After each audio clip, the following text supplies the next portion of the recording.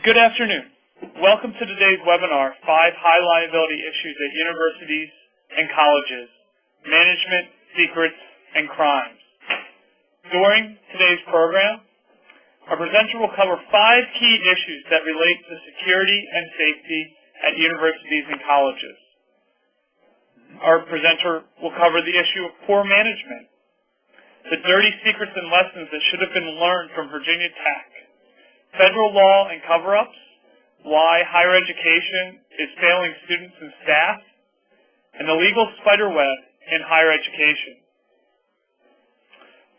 Today's webinar will feature school safety expert Dale Yeager.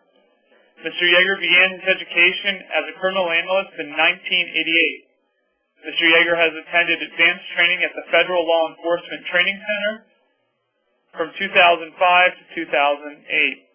Mr. Yeager's company, Seraph, has provided security and safety consulting to more than 26,000 schools and higher education entities in the United States. Mr. Yeager has lectured on many higher education institutions throughout the United States, such as Drexel and Howard universities. And Mr. Yeager is an instructor for the Newman University Criminal Justice Program. In 2002, Mr. Yeager was given a presidential appointment to the U.S. Selective Service System, and in 2004, he became a member of the FBI InfraGard program. Mr. Yeager is also a federal law enforcement trainer for the HITA and McLaughlin program. If you have a question that pertains to the presentation, we ask that you use the chat feature or the Q&A feature, which are found on the right-hand side of the screen. Dale will do his best to answer your questions at the end of the presentation content. Tomorrow morning, I'll send out an email with a link to the archived recording of today's webinar, and we do ask that you take time to fill out the survey that will appear on your screen after the webinar is over. I now invite you to sit back, relax, and enjoy. I'm now going to turn it over to our distinguished presenter, Dale Yeager. Dale, it is all yours. Thank you, Matt. Hello, everyone. Today we're going to be talking about a subject that very few people understand completely. My job today is to give you a holistic, with a W, holistic view, a whole view of what's really going on when it comes to crimes, particularly crimes, but also other nefarious behavior in colleges and universities. The problem has been at a multiple level. First of all, there is a lot of very good information that the Justice Department and the U.S. Justice Department has put together over the years related to crime in universities and colleges. However, many organizations that represent universities and colleges have been very careful to keep that information from the general public. When it comes to attorneys who either represent colleges, universities, or have pending litigation against them, it's important to understand from both sides, because we work for both sides depending on the case. It's very important to understand, first of all, what really are the problems in universities and colleges, to really understand how dangerous they really are, and to also understand how to reduce that liability in the case of representing them.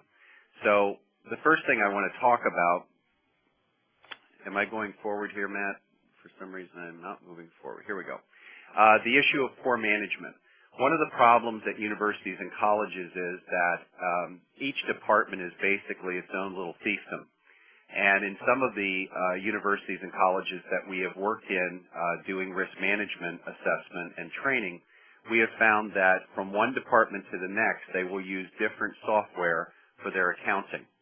And I use that as an example of how poor the management really is. In fact, if most companies in this country were run the way colleges and universities are run, most of them would be bankrupt within about a year. They're using different software programs. Many times the people who are running the departments are persona non grata. They're just not very good managers, so they're not around. And that doesn't mean that academics do not make good managers, but in many cases that we've seen, they don't. And there is really little understanding of basic business protocol. This goes directly to security and safety, because what happens in many cases is that security and safety is one of those expenses that administrators and boards of directors really don't like. They don't put a lot of time or effort into getting good quality people. They certainly aren't going to pay for anything extra, and we'll talk about that later, to understand what's working and what's not. And I'm going to use Virginia Tech as an example to prove my opinion about this, that in what we've seen, and I believe it's across the board, administrators just really don't care much about security or safety, and that's why students and staff are being injured and killed. And we'll talk about that in a moment. Disjointed management also includes the fact that there is a serious problem when it comes to administrators having complete and utter oversight of chiefs of police in the case of colleges and universities that have campus police departments where they're sworn officers, or even worse, if they have a security director. And this is something that happened at Virginia Tech, and I'll talk about that in a moment, where administrators literally have complete and utter control over the police operations or security operations of the university. And in many cases, as in the case of Virginia Tech, they actually broke the law and committed obstruction of justice.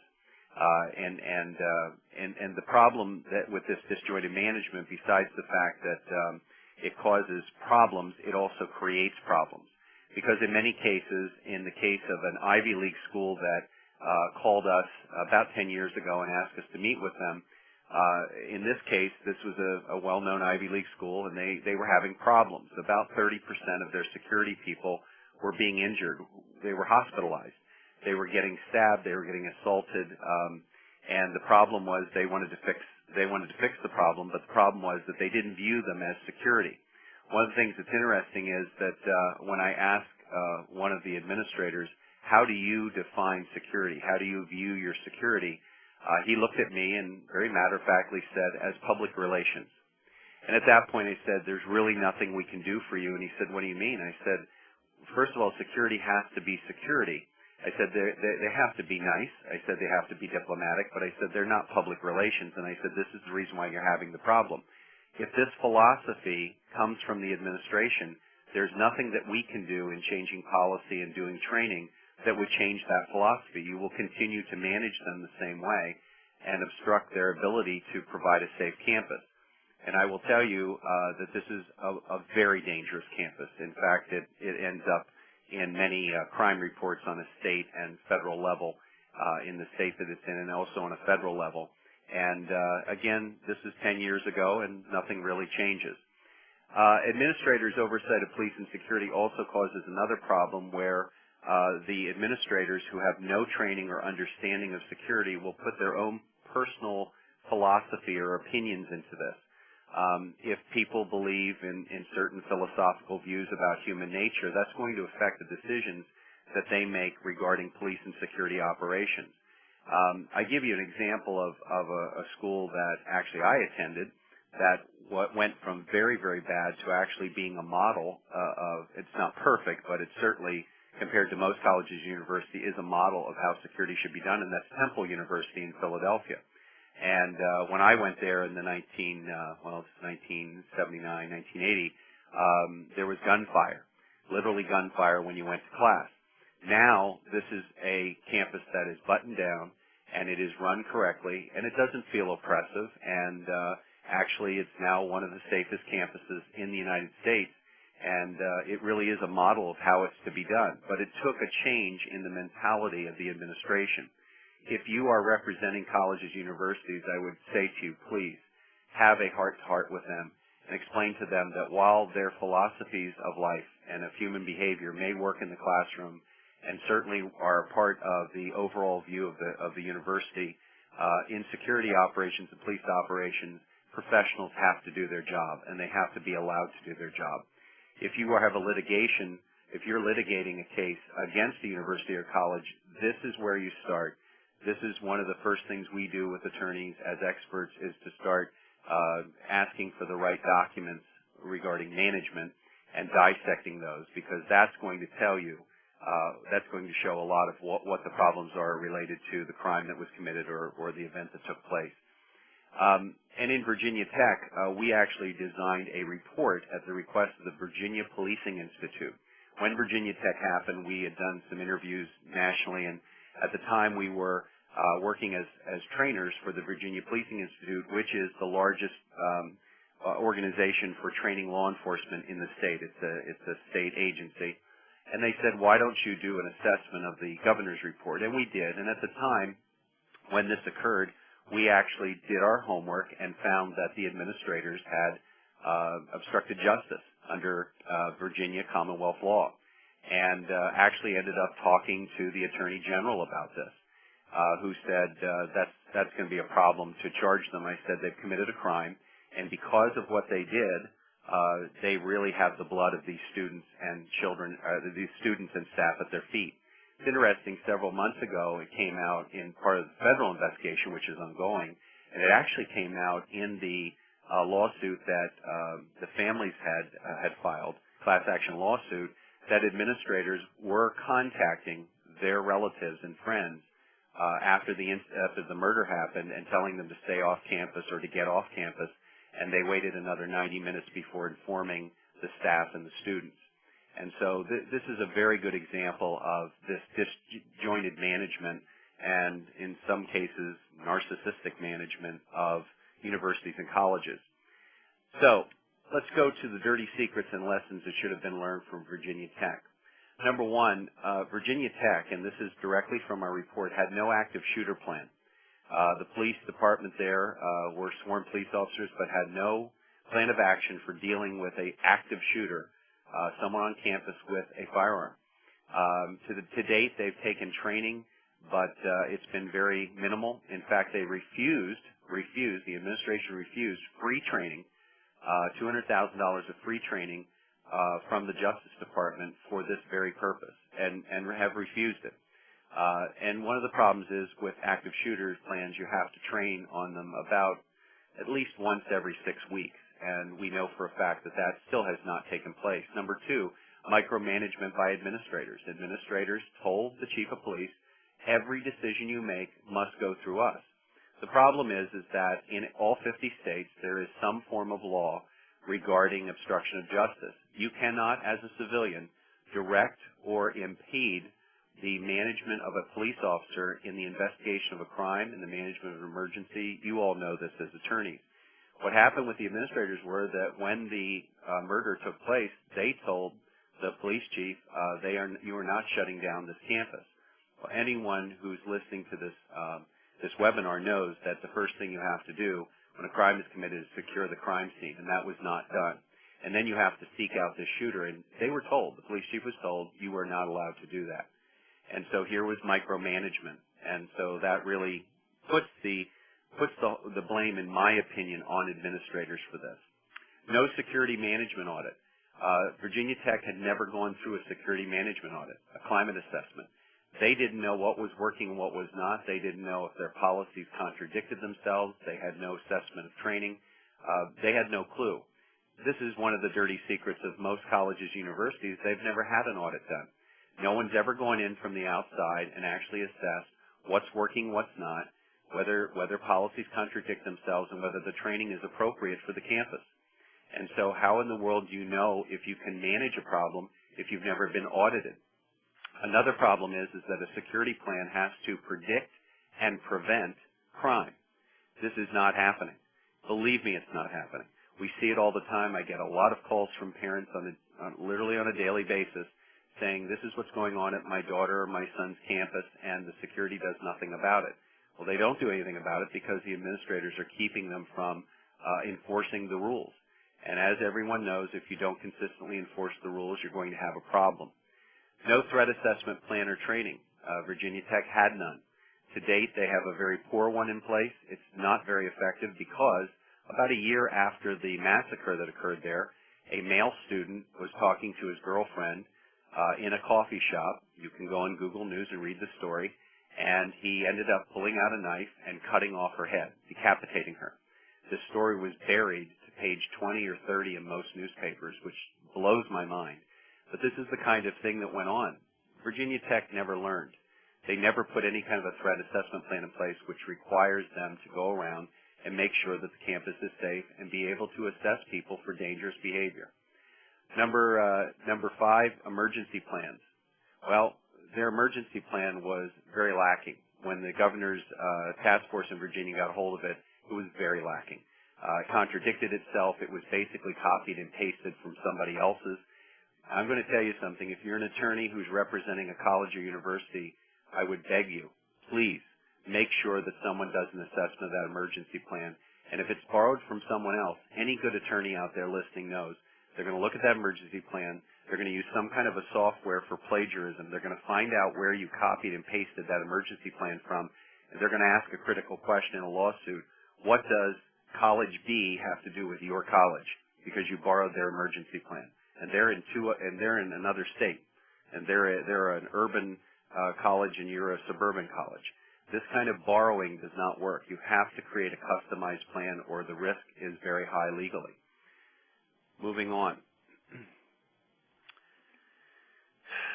Federal law and cover-ups. All of you probably know about the Clery Act. Clery Act came about because of a girl named Clery who was at Lehigh University and was raped and tortured and mutilated. It was a horrible crime. And her parents started Safety on Campus and ended up getting this law passed. The problem was the law went on and on for many years, and no one was complying with it. The Department of Justice did a study, and several years ago realized that people were not complying, and so they went back to Congress and revised the law and beefed it up. So there is actually a third revision, which happened 7/1/10 this year, and it's important to understand this law because it's critical to, first of all, protecting your college or university, making sure they're being compliant federally, or secondly, if you have a litigation against a college or university, you need to know this law. We understand this law. We work with the DOE in Washington and the DOJ, and we understand this law. We know how to assess it and relate it to operations, security operations in a college or in a lawsuit. One of the things you need to understand about the Clery Act, it is a shared law. The responsibility is primarily with the Department of Education, but also the DOJ is involved. Number 3, you must keep 3 years of records. Now this gets confusing, and this is why you need an assessment done of what your case is if you're a litigator, what your case is in relationship to this law. Because it does get kind of confusing. Crime logs must be kept for 7 years. 3 years following the publication of the last annual security report, which has to come out every year and be publicly available. This is important to understand that. The record keeping is horrible in colleges and universities, and there's a lot of lying that goes on. We've seen it time and time again. Administrators are telling security directors who have spoken to us, and we've seen it in our assessments that we've done, where numbers are fudged, things are done because they don't want to affect their federal standing with grants and with money. Annual campus security report must be released to the public, and then you have the crime stats. Well, the crimes that are covered in the Clery Act are all major violent crimes, rape, sexual assault, even harassment, types of terrorism. There's a lot of things going on college campuses that actually fall into the Clery Act that are not being recorded. If they're not being recorded, it's a violation of federal law, and it really plays very importantly, it becomes very important in a legal case. One of the things, too, about the crime stats issue is that it also relates to patterns of behavior. If you're litigating a case against a college or university, assessment of the crime stats really shows you a pattern of willful misconduct. If you're an attorney representing a college or university, you need to be looking at those crime stats, have them assessed for patterns of behavior, because that's all part of an audit process to see, is your process working? Are you creating a safe campus? I will tell you that we talk on a regular basis with the Department of Ed about every 6 weeks in Washington, and they are cracking down aggressively on the Clery Act compliance. And so I will tell you that there's a new sheriff in town down there, and they have decided to be much more aggressive. These stats have to be accurate, and the days of fudging the numbers are hopefully coming to an end. Of course, it'll never be perfect, but it's critically important to know that if you're representing a college or university, you really need to sit down as a professional and say, it's important that you have your stats correct and accurate, and that you keep your reporting up to date, because legally we need that protection. If you're litigating against college or university, these records become very vital in your litigation process. I want to finish my part of the presentation by talking about the Bishop issue. Many of you remember that in February of this year, Amy Bishop, who is a neuroscience professor from Harvard University, ended up at University of Alabama, and she was in a meeting with administrators and with some of her colleagues, and they were refusing to give her tenure. And so she pulled out a firearm, and she murdered 3 of them and wounded several more. Now, the next slide, I'm going to show you what you would have been able to do on the Internet through Google Advanced Internet Search. This is what you would have been able to find about her before this crime. Now, the question I have is, where was HR? Where was Human Resources? And I'm going to say this before I click on the next slide. There is more than just assaults by or on students at colleges and universities. There also is misbehavior and criminal behavior among staff members. And so those cases may come up before you, either in defense or litigation. And it's important to look at human resources, because this is the nexus of proper management of any company or any university or college.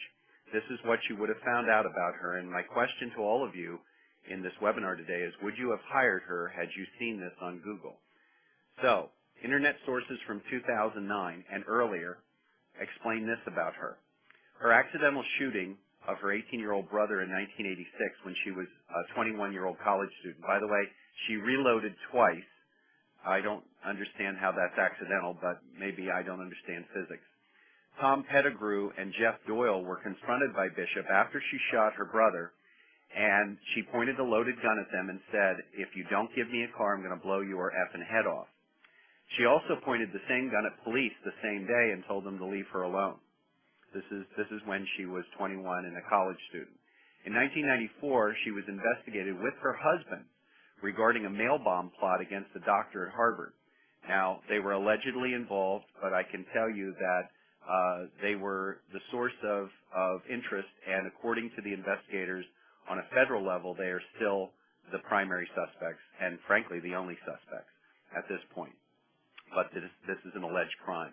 In 2002, she had an assault charge after punching a woman in the head at an International House of Pancakes in Peabody, Massachusetts, screaming at the woman, "Don't you know who I am? Don't you know who I am?" So, had you been the HR person hiring college professors and you had read this after a 5-minute search on the Internet, would you have hired her? And the question, hopefully, is no way. But there was the information. Didn't require any kind of special permission or any kind of slips. A simple search on the Internet would have given you this information about her. The bottom line is that colleges, universities, in their hiring practices are not doing their job. They're not doing proper due diligence. They're not doing their investigations. HR becomes a critical liability, and I believe that it's a major liability because they're hiring people on staff who are creating crimes or committing crimes or encouraging crimes.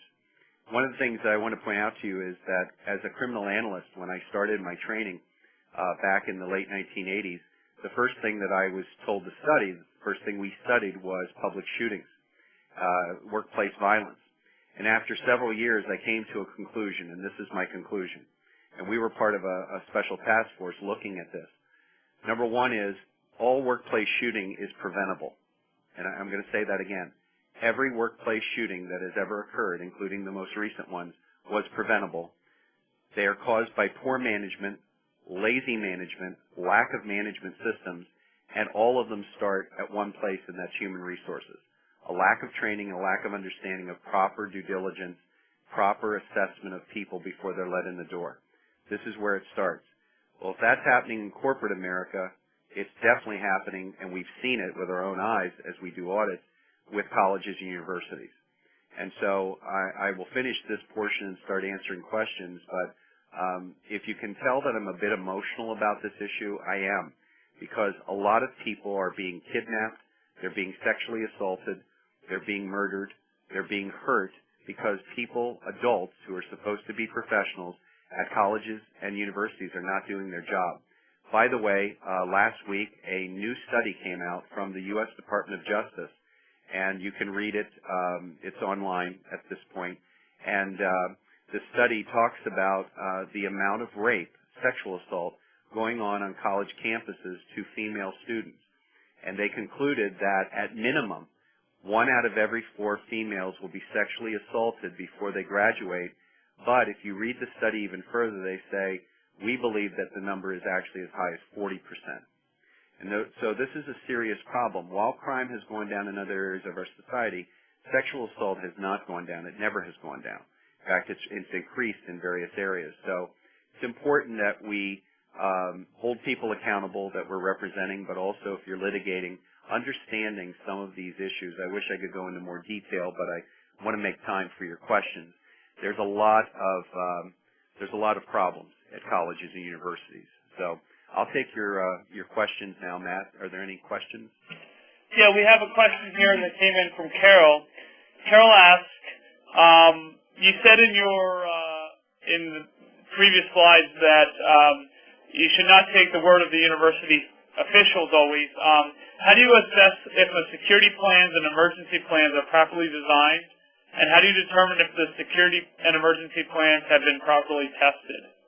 Well, first of all, if you're an attorney who represents a college or university, you're going to have to hire someone who knows that world of security and safety policy and plans to come in and audit and assess it.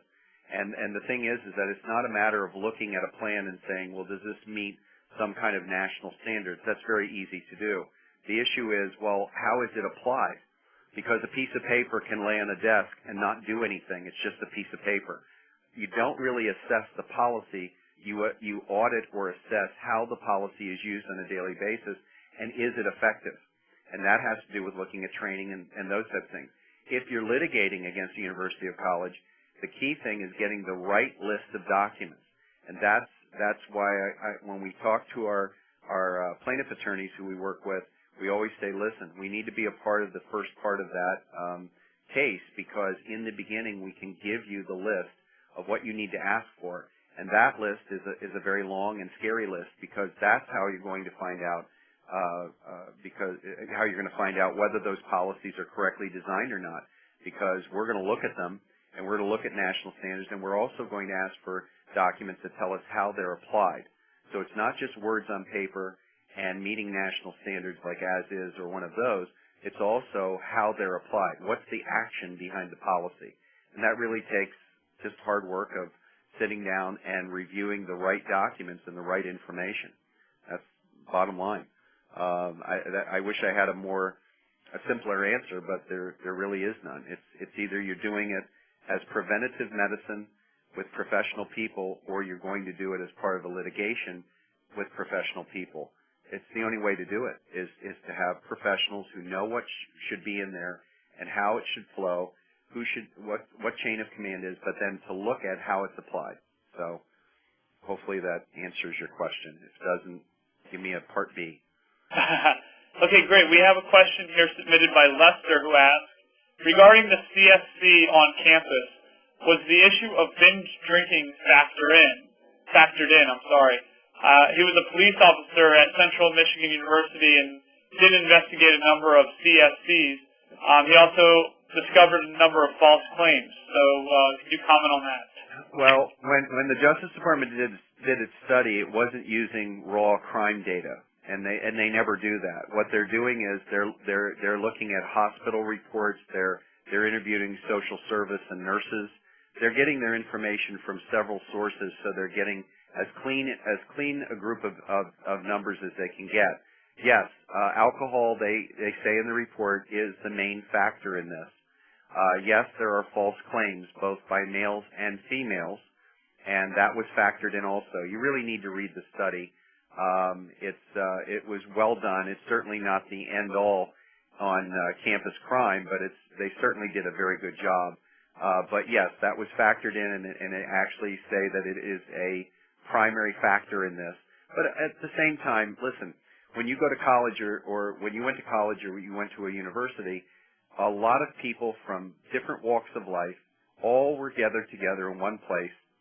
They were all strangers, and you all had to get along. It was basically a microcosm of society, and colleges, universities are actually much more diverse than the average neighborhood or the average city in most cities in America, because it's such an eclectic group of people. And you have to factor that into your management of security and safety issues. And that's the problem. It's a lack of proper planning, proper training, and proper management. That's. Well, any other questions? I don't know what else to say about it. So yeah, we have a couple more. Please keep the great questions coming in. We have a question here from John who asked, it seems that you're saying that the most common crime on college campus is sexual assault. What type of assaults are happening on college campuses, and how can those numbers be reduced? Well, it's actually not the most common crime. When we talk about crime, the most common crime is theft. And then second to that would be, for violent crime, would be fighting, just outright fighting. And then for sexual type crimes, it's across the board. You're talking about campuses, college campuses, because they're so open and because generally they're poorly managed by security, are a well-known place for serial murderers and serial rapists. I work on criminal cases for local, state, and federal law enforcement, and I train on the federal level on sex crime cases. And one of the things is that when you interview serial rapists and serial murderers, and I spend most of my time with sex offenders, they say, well, I go to college campuses because that's where the people are, the girls that I want to go after. So it's not just on campus, but it's also off campus, and people, I think, sometimes forget this. A lot of the disappearances of female students and male students have been by serial rapists and serial murderers. You also have a lot of sexual assault going on where, no means no kind of thing, where people are getting drunk, they're putting themselves in compromised position, either through drugs or alcohol, and things get out of hand, and when they try to stop it, nobody wants to stop, and various types of sex assault happen on different levels. You also have a lot of same-gender sex crimes happening on campuses. This is something we forget about, something that people don't want to talk about. But we have a lot of same-gender violence and sex assault happening on college campuses. So it's varied. I would like to give a simple answer, but sex crime on campus is varied. The Justice Department study is really only talking about one area, which is females. And by the way, many of those females are assaulted by other females. So again, it's varied. That's the best answer I can give for that. Excellent. Well, we have a comment here from Lester, which leads into a question. He says that being a police officer at Central Michigan University, he would have to confirm what you say about the PR aspect of being a police officer, a university employee, that he was asked to do customer service training and all of that. How would you recommend that members of the staff at the university deal with human resources that are asking them to not necessarily look the other way, but put on the best face? How could they work with HR to make sure that the university's best interests are represented in the policies that are put forward? That's a great question, actually. First of all, in this country, we have something that occurs in the United States that I have never seen, and most people that I've talked to have never seen in other countries. We have a system in corporate America where HR generally has oversight over security. So instead of security directors being on the same level in the executive list as HR directors, they come under HR.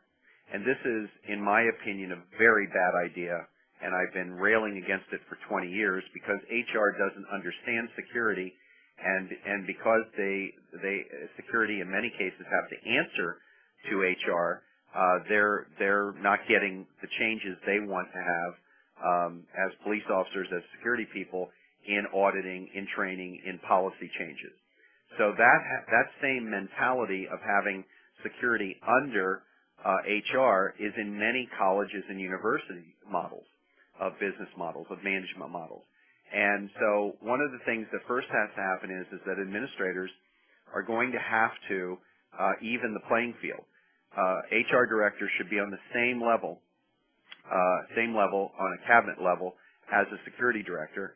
If that is not going to happen, bottom line is that HR people need to be required to come to training, security training, because if they don't understand what police officers understand or what security people understand, if they don't have a full picture through a monthly security briefing about what's really going on the campus, how are they going to make accurate decisions? But more importantly, as administrators are going to have to stand strong and say to their HR people, we want you to get additional training on how to properly interview, properly vet, properly do due diligence, because HR people are pretty bad at it. And we've trained, this is public record, we've trained the HR department for FDIC, and we've taught them our systems. And I will tell you that, this is public information. They were very frustrated up to that point about how their hiring practice was. You can always improve your skill as a professional, and HR people need to improve their ability to do due diligence. I mean, for crying out loud, the slide that's up in front of you, that was all from Google Advanced Search on Google, free of charge, and could have made a much better decision than they did. She should have never been hired.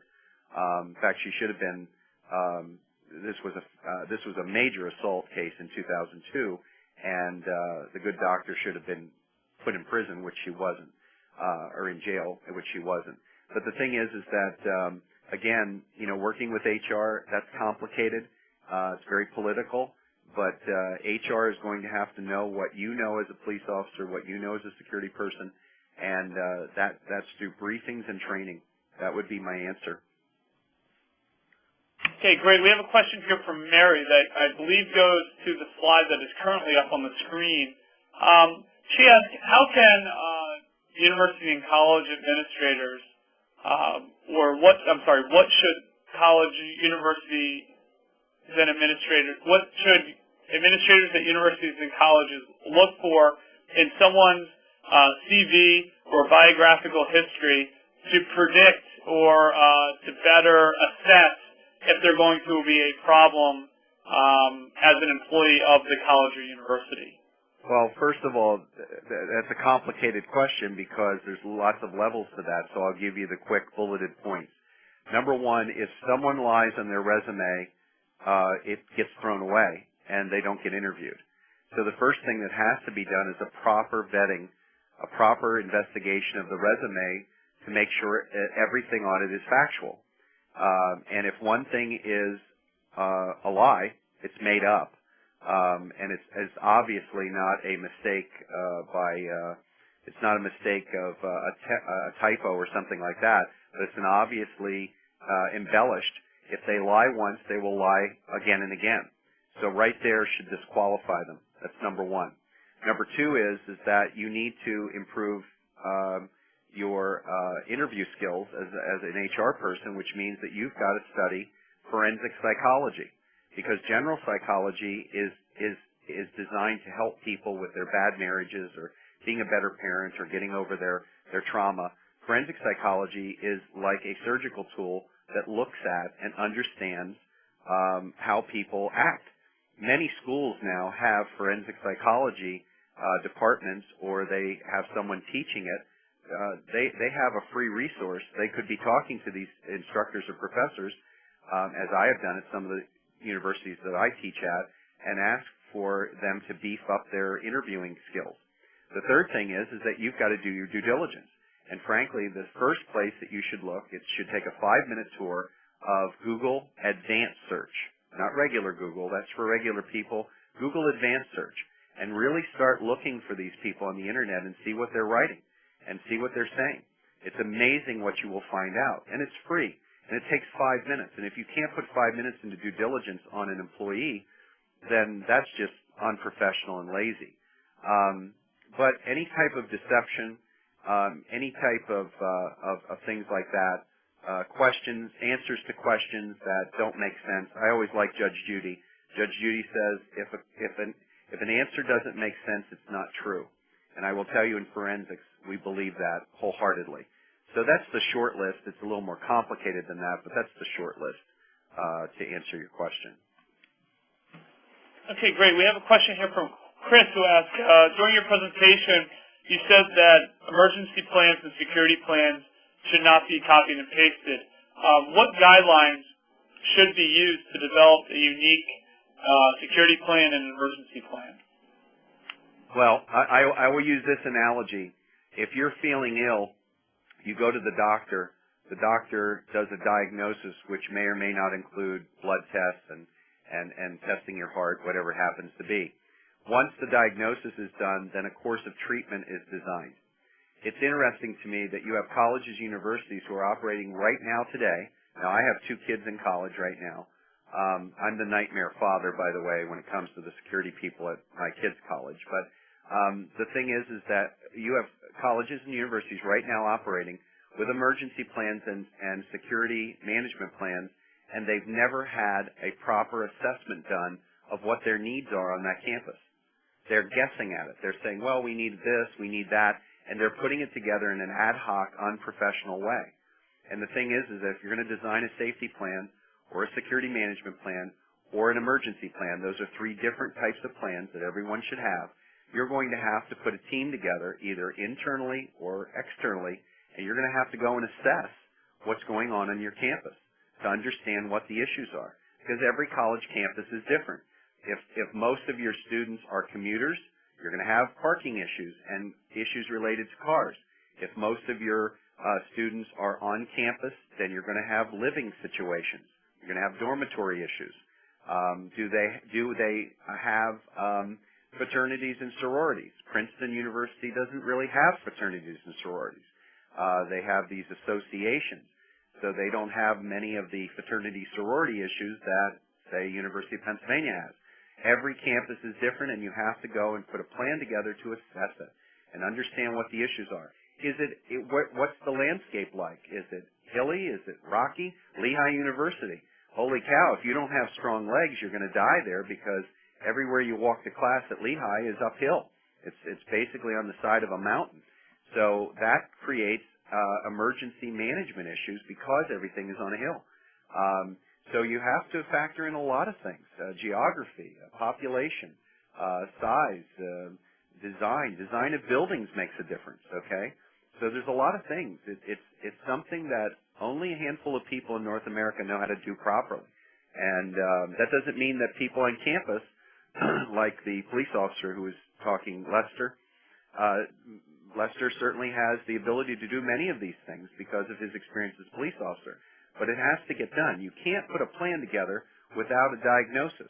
But yet colleges and universities, within wherever you are right now, all of you who are listening and watching, within 100 miles of where you're sitting, there are colleges and universities, I guarantee you, operating with plans that are designed without any type of assessment. It makes no logical sense.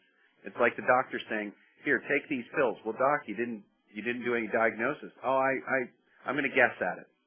You can't guess at this. This is people's lives. This is people's lives. You can't guess at it. So, anyway, that's my answer to that. Okay, great. We have a question here from Michelle. She asked, looking back at the horrific events that happened at Virginia Tech, what steps could have been taken prior to the event to mitigate this awful thing from happening? Number one, good question. Number one, the board of directors for Virginia Tech should have told the president of the university and the administrators, you do not have management control of the chief of police. Chief of police is going to operate under Virginia law, and the chief of police is going to, any kind of crimes that are committed, is going to act just like a chief of police. He's going to brief you on what's happening, but you have no control over that. Number two is they should have a long time ago had some type of assessment done. We know for a fact they've never had an assessment done. So they really don't know all their needs. They're guessing at it. Their plans are put together ad hoc. And even after, even after the Virginia Tech massacre, they still, a year later, still did not have revisions done to most of their plans. We know that from the family's lawsuit, the class action lawsuit. So what should have happened was administrators need to butt out. They need to be informed, but they cannot control what the chief of police is doing on that campus. Number two is they should have had a proper assessment done to know what their needs were. They should have had proper training put in place to design a proper threat assessment plan, because this kid, everybody who's listening knows from watching the news that the signs were there, but nobody knew or cared or understood how to take that data and put it to one committee to make a decision. You've got to, on your college campus or your university campus, have a group of professionals, which includes the chief of security, which includes HR, and says, look, this student or this staff member has been doing this behavior. We need to intervene and have an intervention process. The intervention process at Virginia Tech is like most college and universities. Send them to counseling, send them to the school psychologist. That's not intervention. If you're breaking the rules, if you're showing signs of aggression, that's what a threat assessment plan is, then you've got to kick it into high gear. He should have never gone this long, the shooter, without intervention, because the intervention was ad hoc, it was broken up, there was no real system in place. So I would say, again, assessment, proper threat management plan designed and trained to, and having the administrators not tell the chief of police what to do. And I tell you right now, this crime would not have happened, in my opinion. In my opinion, it would not have happened. They're preventable, folks. They're all preventable. This idea that we have told ourselves, and people tell themselves this every day, that, oh, it's random acts of violence. There is no such thing as a random act of violence. Some of you have worked in prosecutors' offices or worked as criminal attorney, and there's no such thing. They're all planned. The signs are there. But again, people have to have a system in place to act on that information, and they have to be trained to understand it. I mean, how many times have we heard, I know Bob said he was going to kill himself, but I didn't think he was serious. I mean, this is the problem. You have to handle things in a very systematic way to prevent injury and death to people. So. Okay, going back to the professor in Alabama, we have a question here from Mike, who asks, you're talking about due diligence and, starting off with a simple Google search and then doing some due diligence on the person's CV. Is there a systematic way of going about doing due diligence and background checks on professors that you would recommend? Well, there's nothing I can recommend. I mean, and I'm not trying to do a commercial here. We teach a training course on proper due diligence. We teach it to attorneys and accountants. I teach it actually at Newman, and we teach it around the country and actually up in Canada on how to do proper due diligence using various sources, not relying on databases, and how to analyze data, actually analyze the data you get. It's not just about collecting information from LexisNexis. But there's no real process out there, even a book that I can point to. That's been the problem. That's the Bernie Madoff issue. And by the way, before Bernie Madoff was arrested, all the dirt on Bernie Madoff was available on Google. We did the search. In fact, we found 3 pages of criminal behavior and negative behavior on the Internet about Bernie before he was arrested. That was on for years and years, but nobody ever took the time to look, or they looked and didn't care. So I always say start with Google Advanced Search first. There are other websites you can use that are free that we teach that can help with that process, but it's really got to be part of a comprehensive plan, and it's not complicated to do proper due diligence. The thing is about with attorneys, you can do the due diligence from the legal perspective. CPAs can do the financial, but ultimately you got to tie it all together, and you're going to have to tie it together with proper forensic assessment of the data to figure out what makes sense and what doesn't. Even doing a resume. We teach a process of ripping apart a resume, and it's sad the amount of resumes we find that are just a page of lies, basically. I don't know how else to call it. And HR people said, well, I put them through our process. They came out fine. It's kind of like running a criminal background check.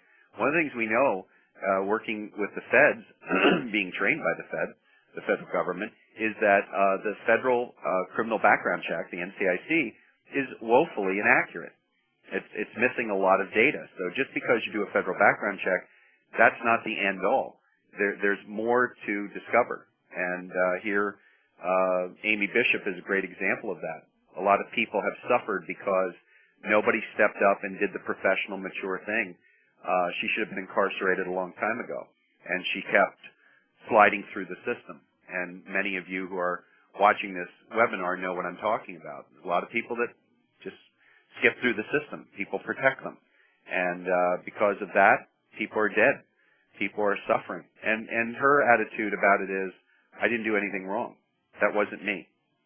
You know? So, anyway, that's my answer to that question. Okay, great. I don't see any other questions in the queue. So I think we're going to wrap things up. Dale, do you have any concluding comments that you would like the attendees to leave with? Real briefly, if you're looking at, or if you're litigating or thinking about litigating against college or university, remember the federal law is your friend. Getting the proper documents is critical, and there are documents that you probably don't know about we can help you with. If you're an attorney who's representing a college or university, it's important to go before the administration, before the board, and say, listen, we're at a high risk here if we don't assess what our problems are. If we don't properly assess what's going on, we need to make that assessment. We need to understand what's working and what's not working. I mean, that's just the ethical thing to do. That's the standard of care that you want to have as a professional. It's very important. It's very, very critically important. So, but thank you all for attending today, and have a good day.